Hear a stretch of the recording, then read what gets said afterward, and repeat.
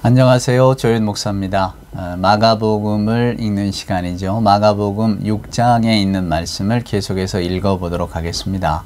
우리가 지난 시간에 그 세례 요한의 죽음을 보았습니다. 자, 세례 요한이 죽고 난 다음에 아마 예수님도 충격을 받으셨겠죠. 그 예수님을 둘러싸고 있는 제자들과 예수님과 함께 더불어 하나님 나라 운동을 하는 이들도 굉장한 충격에 빠져들었을 겁니다. 자, 그 이후의 이야기입니다. 놀라운 우리가 너무나 잘 아는 오병이어에 관한 이야기가 등장을 합니다. 자, 마가복음 6장입니다. 30절 말씀 한번 보시겠습니다.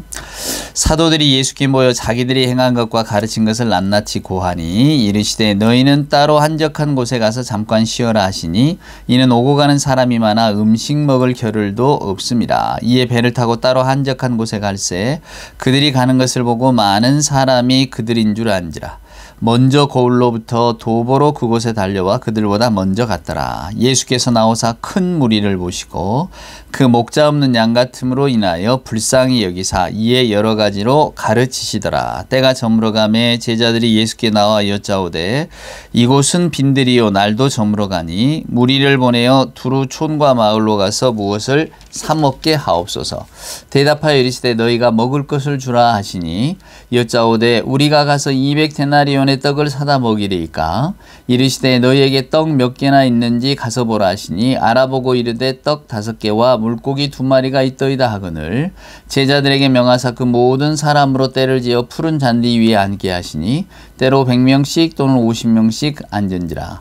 예수께서 떡 5개와 물고기 2마리를 가지사 하늘을 우러러 축사하시고 떡을 떼어 제자들에게 주어 사람들에게 나누어 주게 하시고 또 물고기 2마리도 모든 사람에게 나누심에 다 배불리 먹고 남은 떡 조각과 물고기를 12바구니에 차게 거두었으며 떡을 먹은 남자는 5,000명이었더라. 아멘. 예. 우리가 보통 복음서를 4권이라고 하잖아요. 마태, 마가, 누가, 요한. 근데 이 복음서 4권에 다 기록된 어떤 예수님의 공통된 그 행적, 그렇게 많지 않습니다. 거의 유일하다고 하다시피 할 게 바로 이 오병이어의 기적입니다. 무슨 말씀이냐면, 복음서 기자들이 모두가 다 이 오병이어의 기적에 대해서는 정말로 모두가 다 감탄과 경탄을 금치 못해서 기억하고 자기들의 공동체에 예수님이 이 땅에 계실 때 행하신 일, 가장 중요한 일 중에 첫손을 꼽아주는 이야기였다는 거죠.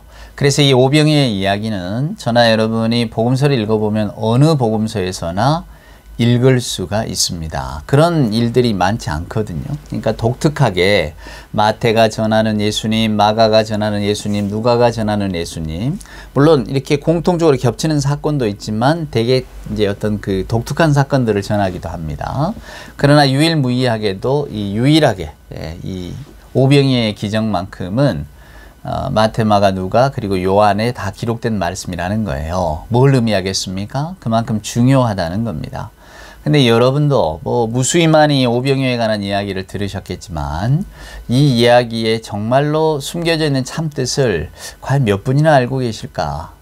그렇게 많지 않을 것 같습니다. 그래서 오늘 이 말씀을 오병이어 이야기 다 잘 아는데 이 이야기를 예수 믿는 사람 치고는 모르는 사람이 누가 있어? 휙 지나가지 마시고 한번 귀를 기울여 보세요. 자, 빈 들입니다. 예수님이 기도하러 한적한 곳에 가셨는데 거기까지 사람들이 따라왔대요. 얼마나 많은 사람들이 따라왔을까? 가히 셀 수가 없을 텐데 여기 이제 보면 단서가 있죠. 나중에 음식을 나눠줄 때 남자가 한 5,000명이었다. 그러면 거기에는 여자도 있고 어린아이도 있었으니까 아무리 적게 어림잡아도 10,000명이라고 하는 숫자는 훌쩍 넘어가는데 이제 우리는 근본적으로 어떻게 그렇게 많은 사람들이 옛적에 한자리에 모일 수 있겠는가 의문을 갖습니다. 성경은 숫자에 대해서 나름 의미 있게 전하는 게 있기도 하지만 또 때로는 이렇게 어림잡아서 많다는 뜻으로 이렇게 전하기도 하니까 오늘 정확하게 몇 명이 그 예수님 주변에 모여들었는지는 우리는 알 길이 없습니다. 하지만 셀 수 없을 만큼 무수히 많은 사람들이 모여들었다. 예수님은 그 모여든 무리들을 보시고 목자 없는 양같이 여기셨다. 즉 성경은 불쌍히 여기셨다 그러는데, 자, 저 사람들에게 내가 무엇을 어떤 말씀을 가지고 또 어떤 모습으로 희망과 또 소망을 줘야 될까? 하나님의 백성이라고 하는 자부심을 주어야 될까? 뭐 여러 가지 고민이 많으셨겠죠. 그런데 하여간 예수님은 그 사람들을 불쌍히 여기시고 열정을 다해서 가르쳐 주셨습니다. 이제 날이 저물었어요. 제자들이 와서 말합니다. 마을로 돌려보냅시다. 먹어야지요.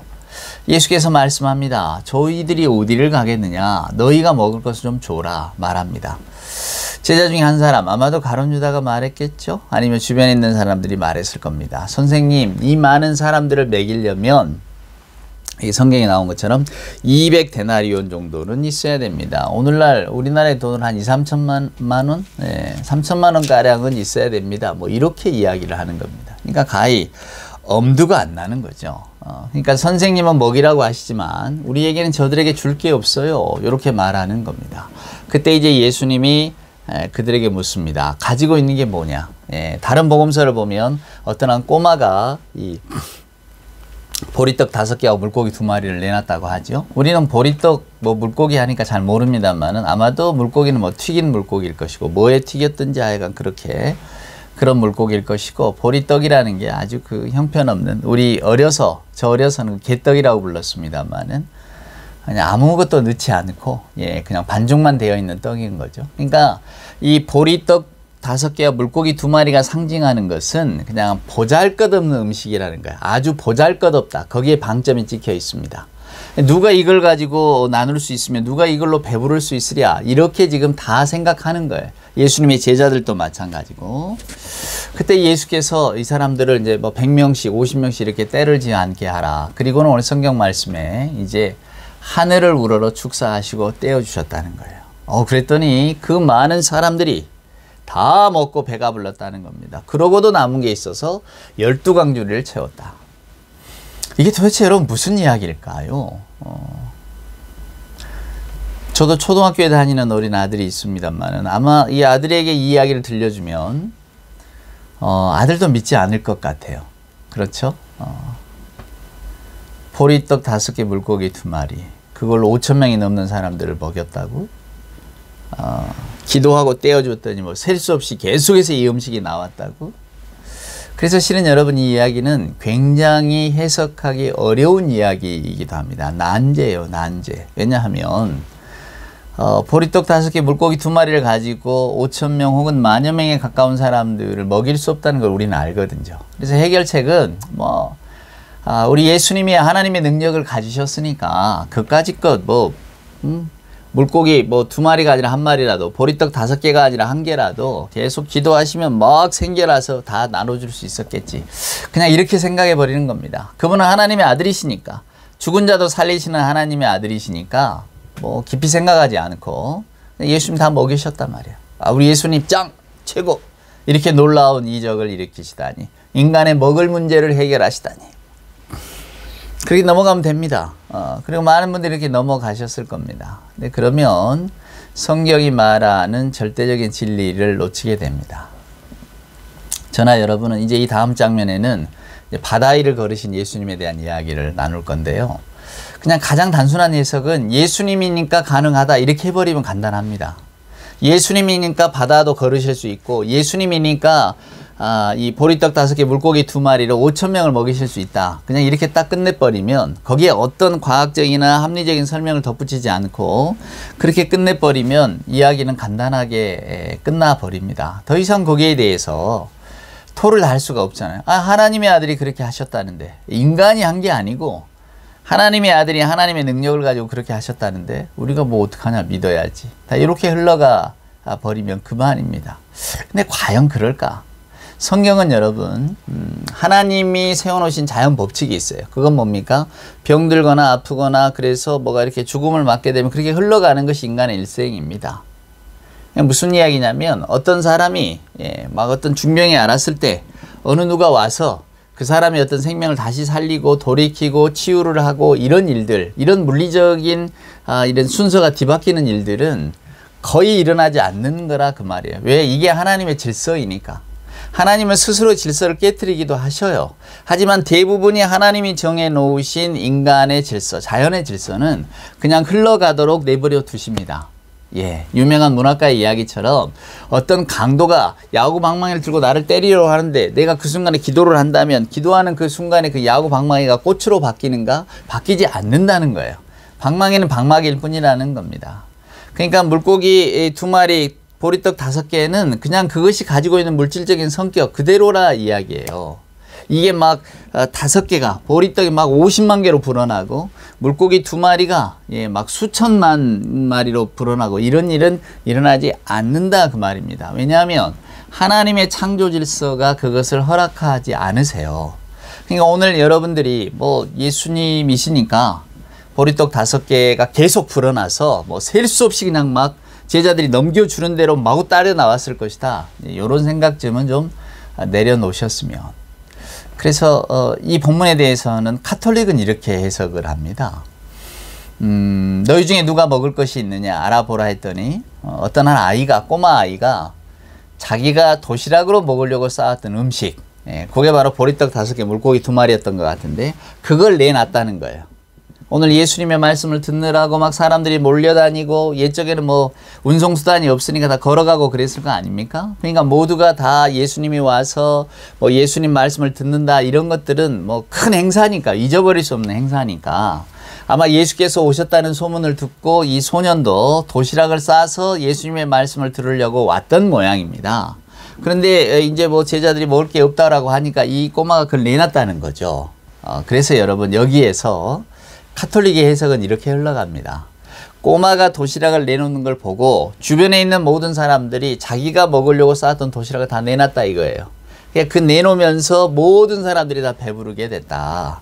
이것이 기적이 아니고 뭐냐? 이건 바로 나눔의 기적이다. 우리가 예수를 믿는 사람이라면 이 오병이의 기적, 이 나눔의 기적을 꼭 기억해서 실천하자. 이렇게 이야기를 하기도 합니다.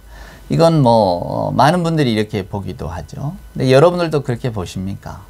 정말로 예수님의 사건, 오병이의 사건이 일어나지 않았는데 그저 어린 꼬마 하나가 자기 도시락을 내놓으니까 먼저 사람들이 다 감동해서 자기들의 도시락도 내어놓아서 그걸 가지고 이제 다 나누는 순간에 모두가 다 배부르게 되고 12광주리가 가득 차게 되었다. 이제 이렇게 해석하는 분도 계시다고 제가 말씀을 드렸습니다. 여러분의 생각은 어떠십니까? 또 여기에도 귀가 솔깃하십니까?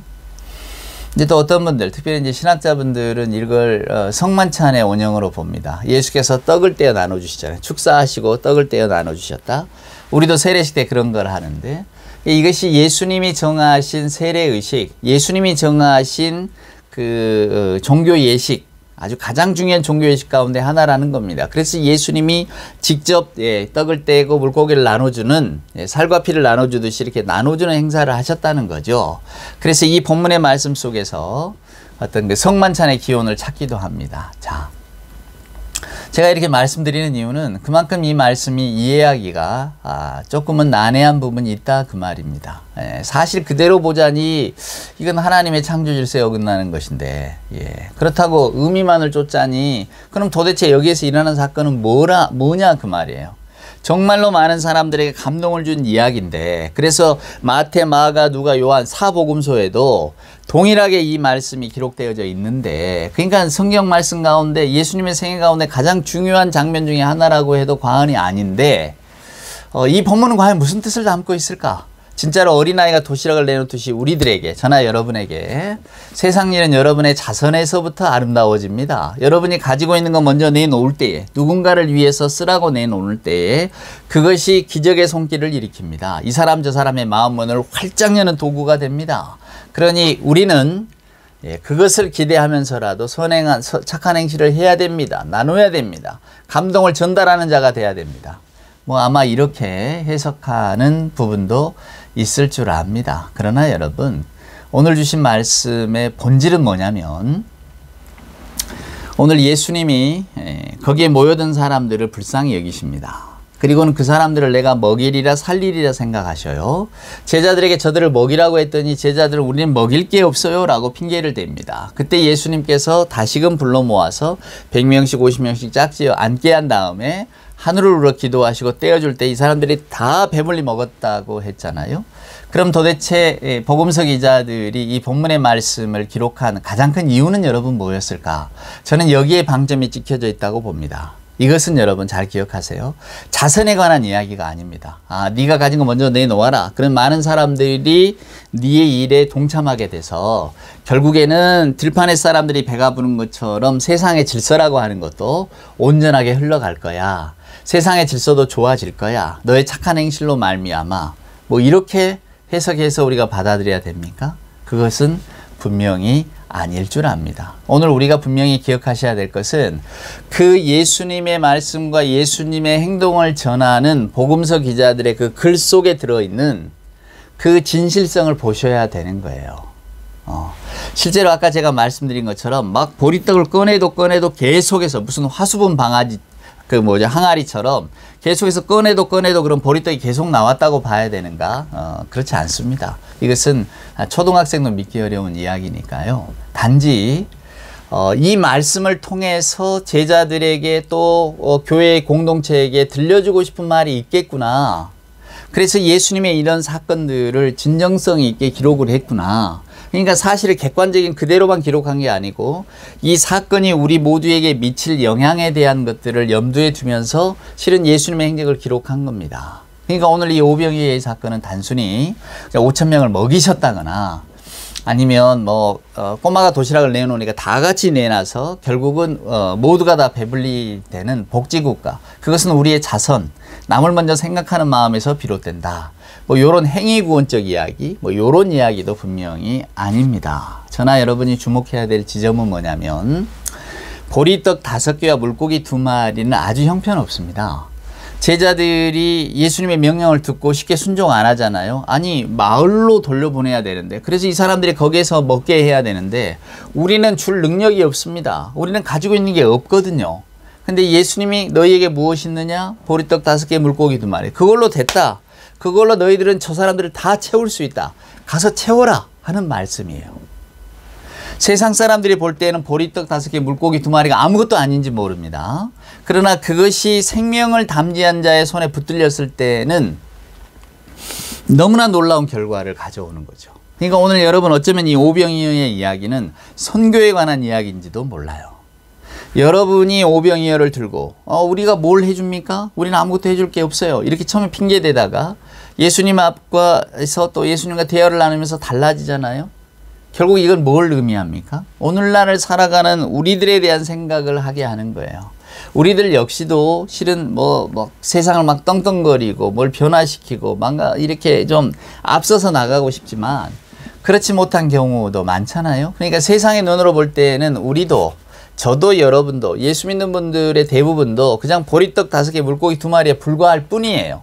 아무것도 아니에요. 세상에서 그것을 귀하게 여기지도 않아요. 우리는 복음을 갖고 사는 사람들이지만 세상 사람들의 눈에 비친 우리는 자기나 나나 다를 바가 없다 그 말입니다. 근데 오늘 예수님의 이야기는 너희가 가서 먹이라 그러잖아요. 우리는 가진 게 없는데요. 뭘 가졌느냐? 보리떡 5개 물고기 2마리입니다. 충분하다는 거예요. 그거면 됐다는 겁니다. 그 말씀은 결국 뭡니까? 오늘 예수님께서 제자들에게 또 제자들은 그들의 공동체에게 또 오늘 성경은 오늘날의 우리들에게 오늘 뭘 이야기해 주십니까? 맞습니다. 우리에게는 보리떡 5개 물고기 2마리가 있다 이거예요.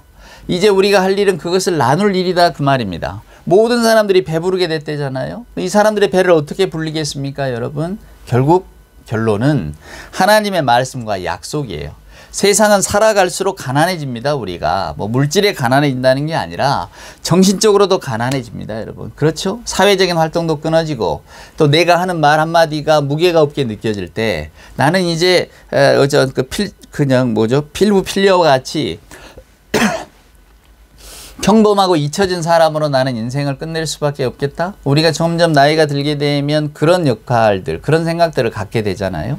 그럴 때 내가 세상에 쓸모가 없게 되었구나. 내가 정말로 세상에 뭔가 가치 있는 인간이 아니라 오히려 잉여 인간이 되었구나. 이렇게 느낄 때가 있잖아요. 그것은 나의 하찮음, 또 내가 아무것도 아님, 또 내가 할 수 있는 것들이 점점 없어진다고 하는 그런 데서 오는 어떤 심리적이고 인지적인 생각들입니다. 어쩌면 우리 크리스찬들에게도 똑같은지 몰라요. 저나 여러분이 생명의 말씀을 담고 있습니다만은 우리는 마치 보리떡 5개, 물고기 2마리 같아서 세상에서는 아무것도 아니잖아요. 내가 이것을 어떻게 전할 수 있지? 내가 가지고 있는 것을 어떻게 선하고 좋다고 보여줄 수 있지? 예수님은 천만의 말씀이라고 합니다. 제자들이 저 사람들 돌려보내야 돼요. 우리는 저 사람들 먹일 게 없어요. 예수님은 너희가 가진 것으로 먹이면 된다라고 하십니다. 오늘 저나 여러분에게 예수님의 복음이 있잖아요. 이제 그걸 가지고 목자 없는 양같이 불쌍하게 돌아다니는 분들에게 이제 우리가 복음을 전하고 복음을 넣어야 되는 의무가 있는 겁니다. 예. 우리가 보잘것없는 것에 여러분 너무 개의치 마세요. 사람들은 보리떡 5개, 물고기 2마리에서 힘을 얻습니다. 그러니까 결국은 오늘 이 이야기는 어쩌면 여러분 우리는 그때 당시에 무슨 일이 일어났는지 아무도 모릅니다. 그래서 어떤 분은 이것을 나눔이라고 하고 자선이라고 이야기하기도 하고 뭐 여러 가지로 이 본문의 말씀을 해석하기도 하는데요. 저는 오늘 포커스를 그냥 한 2가지 정도에 맞춰봤으면 좋겠어요. 먼저는 보리떡 5개, 물고기 2마리가 뭘 의미하냐 그 말이에요. 뭐 여러 가지 신학적이고 또 어떤 그 은유적인 해석법도 있습니다만 그거 이제 다 그만두고요. 정말로 우리가 생각해야 될 것 첫째는 우리는 보리떡과 이 생선과 같이 아무도 주목하지 않는 사람들이에요. 누가 볼 때 귀함도 없고 누가 볼 때 뭐 이렇게 자랑거리도 없는 사람들이에요. 하지만 그것이 누군가에게 들려지고 나누어질 때 그 사람들이 살아납니다. 모두가 다 배불렀대잖아요. 12광주리가 남고 어떤 분은 12광주리를 유대교의 12지파를 얘기한다고 말씀하기도 하는데 정확하게는 예수님의 이 비유가 들려주는 뜻이 무엇인지는 잘 모르겠어요. 그러나 저나 여러분이나 오늘 이 오병이어의 이야기 너무나 잘 알지만 오늘 이 말씀 속에서 여러분들이 한번 오늘 밤에 곰곰이 생각해 보시기를 바랍니다. 과연 예수님이 나눠주라고 하신 건 뭘까? 또 뭘 나눠줬길래 저 사람들이 먹고 배불렀을까? 오늘 우리는 보리떡 5개, 물고기 2마리 같이 그냥 하찮고 어디에서나 볼 수 있는 평범한 사람이라고 할지라도 우리가 전하는 예수가 또한 우리가 예수 믿고 생활하는 것이 누군가에게는 생명의 근원이 되고 생명의 인도자가 됩니다. 누군가의 영혼을 배불리 먹일 수 있는 자가 된다는 거예요. 그러니까 여러분 우리가 예수 믿는 사람이 된 게 얼마나 자랑스럽습니까? 얼마나 기쁜 일입니까? 하나님께 감사할 일이죠. 자, 예수 믿는 자부심으로 오늘 이 본문의 말씀을 기억하시면서 살아가는 여러분이 되시기를 축원합니다.